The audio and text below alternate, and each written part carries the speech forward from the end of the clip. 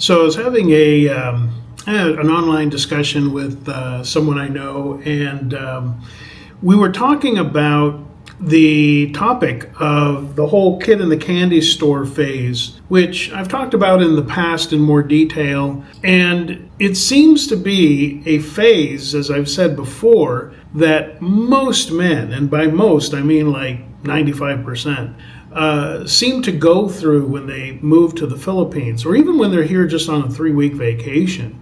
And the whole kid in the candy store thing is essentially where you've got an expat or aspiring expat comes to the Philippines, and all of a sudden he finds himself in an environment of abundance when it comes to access to women. Back in the West, it's more of a scarcity situation where you could walk up and talk to 20 different women and it's probably going to end badly in most cases. Whereas in the Philippines, you can walk up to 2, 3, 4, 5 and have a pleasant conversation, get their phone number, maybe go out with them, or if they're married, they'll suggest, hey, I've got a cousin, I got a neighbor, whatever, maybe you two would hit it off.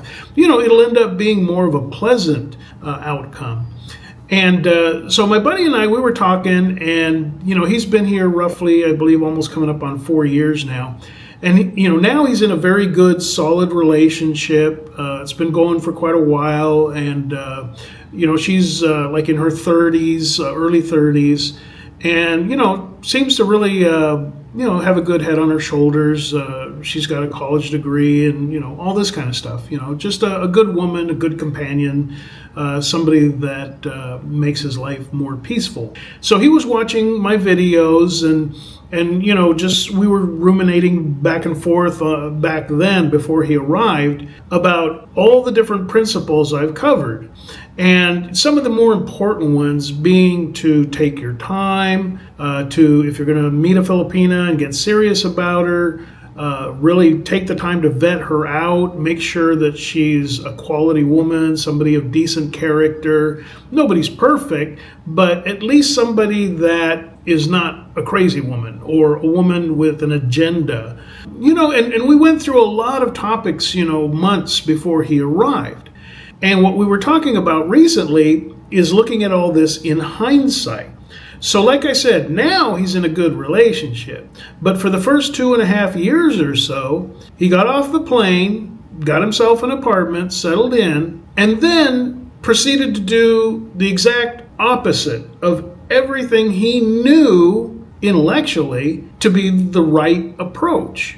And I liken, and not to bag on him, because this is what most guys do. It's been said before that having an excess of anything, it doesn't corrupt you. What it does is it magnifies your own character and your own, especially, it magnifies your own sense of self-control or your lack of self-control.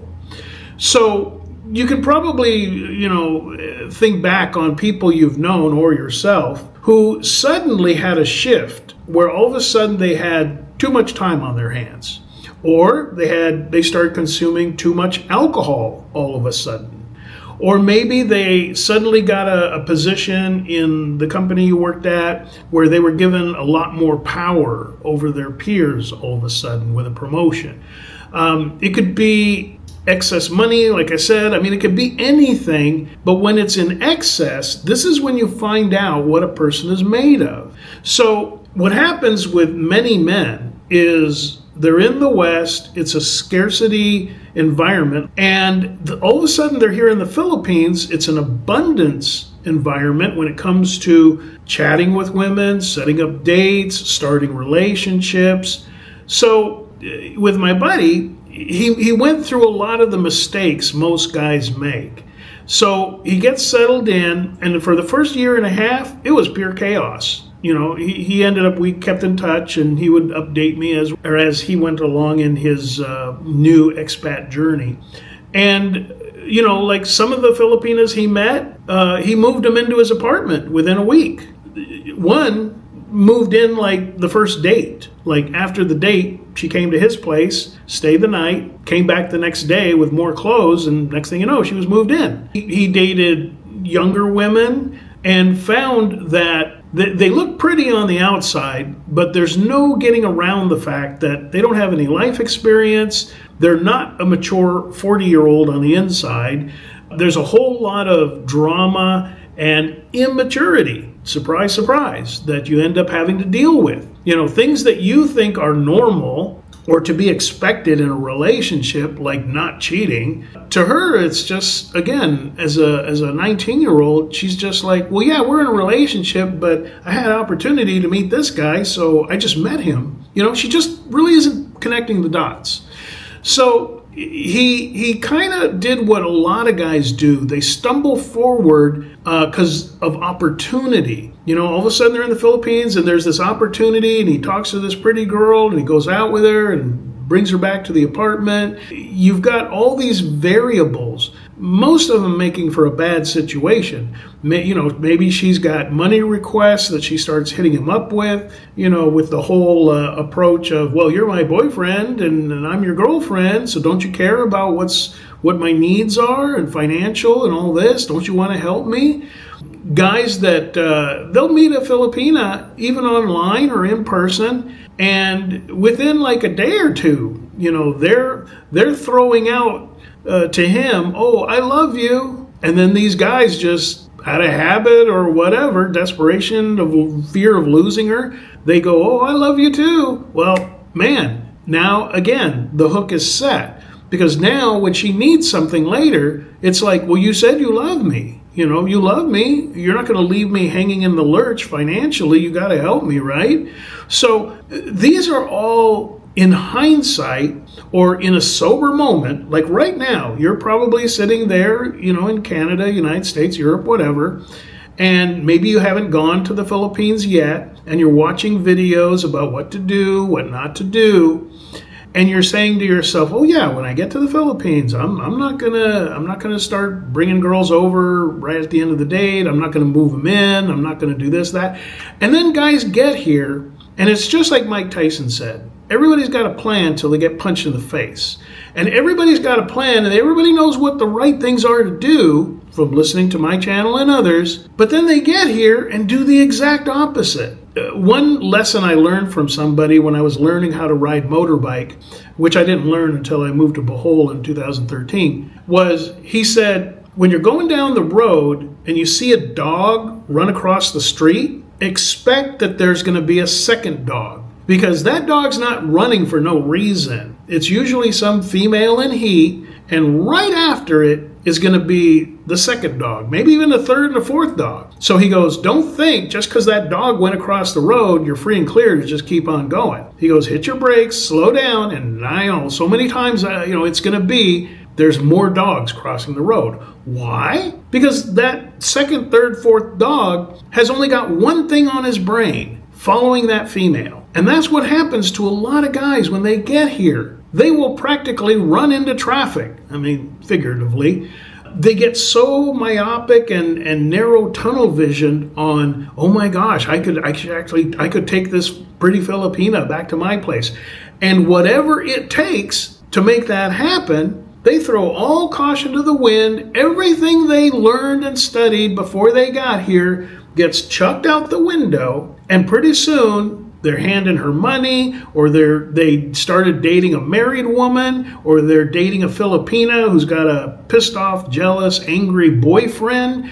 I mean, all this stuff because they didn't take it slow. Most of the problems that guys run into here could be avoided if they would just move a little slower. Date one girl at a time. And if that burns out in a day or two, then go to the next one. And I made this same mistake. I lost track of how many women I was dating because, once I was single in the Philippines, and I saw how easy it was to set up dates and meet women and all this kind of stuff. I just thought, oh, well, gee, I'll just put the pedal to the metal and yeah, let's make this happen. And every day, I was literally every day, I'm not kidding, I was meeting and getting numbers and going on dates and doing all this. Well, I was living in a place that didn't have a security guard. So it never dawned on me that, okay, now I've got 7, 8, 9 women in my life. And of course, this is over like a 2-week period. And now they're all competing for the same time slots. They all want to spend Friday night together, or Saturday afternoon, or Sunday, or Monday, Tuesday, Wednesday, Thursday. And they're showing up at my front porch when I've already got one in the room. See, these are the kind of mistakes that most guys will make. And here's what, because I'm not here to bag on you or make you feel bad. There's the lucky few that actually meet the Filipina at the airport, they get married, and they live happily ever after from that point forward. But those are the minority. Most other guys find themselves with this abundance of access to women, and I'm talking about today, not just the past. I mean, this is stuff that my buddy went through over the last 2.5 years. And other guys I know, same thing. I've got another buddy of mine. Well, let's see. He's been in Bohol, I think, 3 weeks now. And after like the 8th or 9th Filipina, I lost track. So I'm not talking about how it used to be. I'm talking about right now. There's just this abundant access to good, decent women or women with an agenda. And what happens is it's like a phase. The smart guys will, at some point in this kid in the candy store phase, they will take a moment, step back and reflect, and say to themselves, if I keep up at this rate, everything's going to become a chaotic mess at some point. And they put the brakes on and they reevaluate, how can I avoid the drama and problems I've had so far? And then they survive that period. Now, I know of a guy, in fact, he was over on Pang Loud. He was the buddy of a buddy of mine. And I've mentioned him before. He made every mistake in the book. He was dating multiple Filipinas in his neighborhood, all living in the same neighborhood. They all went to the same school together. They all knew each other's families. But there he was, like an idiot, dating them just because it was convenient. Well, that also made it convenient for them to show up on his doorstep at the same time.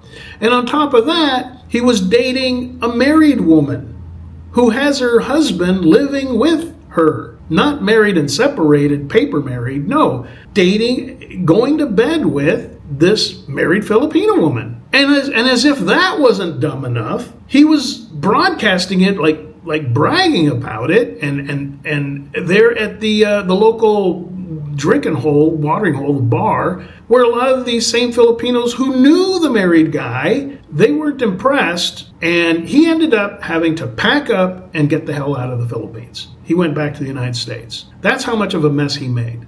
So there are the guys who go through this period, they stop. What is it, that phrase, check yourself before you wreck yourself? I don't know if they still say that. But there are the guys who quit while they're ahead, hit the brakes, and they still keep dating, but now they think back to what I have said for years. In the first place, what kind of woman are you looking for? Are you just looking for a quick, fun time? Okay, there's a way to do that and minimize your liability. But if you're looking for a good woman, there's a whole other approach, and it's much slower, and it involves vetting these women out and all that.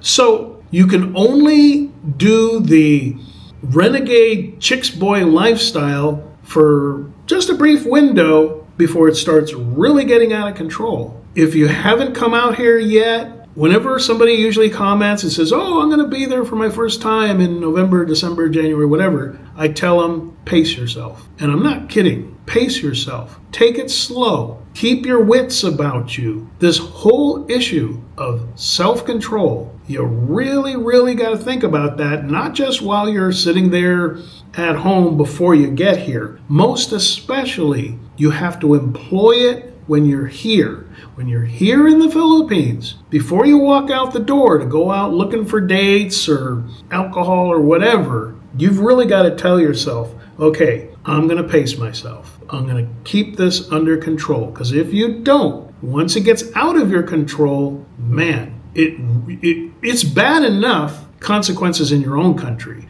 But when you're in a whole other country, man, you don't want those kind of consequences. So, love to hear how you've survived your initial phase in the Philippines and whether or not you've had to just deal with drama. Okay, see you there in the comments.